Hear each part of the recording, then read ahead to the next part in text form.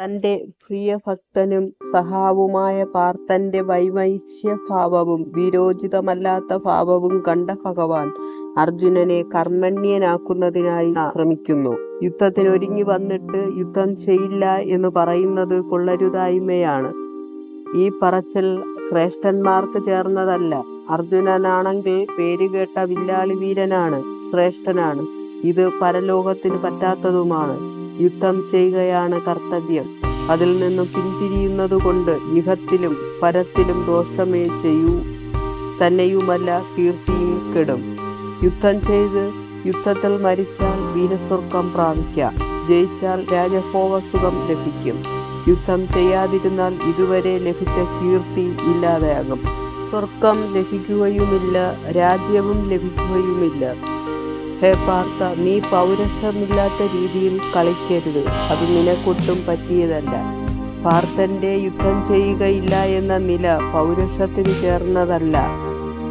ഒരു പ്രവൃത്തിക്ക് തുനിഞ്ഞിറങ്ങിയിട്ട് പിൻവാങ്ങുന്നത് പൗരുഷത്തിന് ചേർന്നതല്ല എന്ന തത്വം ഭഗവാൻ ബോധിപ്പിക്കുന്നു. അത് ലോകജനതയോടുള്ള ഉപദേശമായി കാണണം.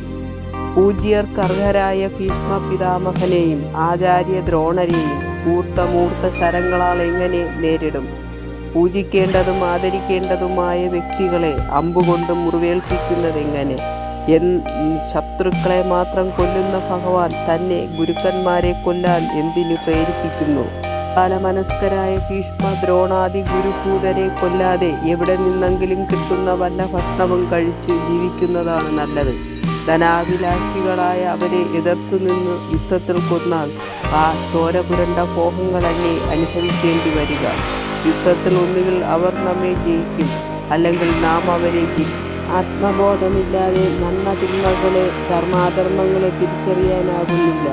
അങ്ങ് ദയവായി അടിയന്റെ നന്മയ്ക്കുള്ള മാർഗം അറിയിച്ചാലും ഞാൻ അങ്ങയുടെ ശിഷ്യത്വം സ്വീകരിക്കുന്നു.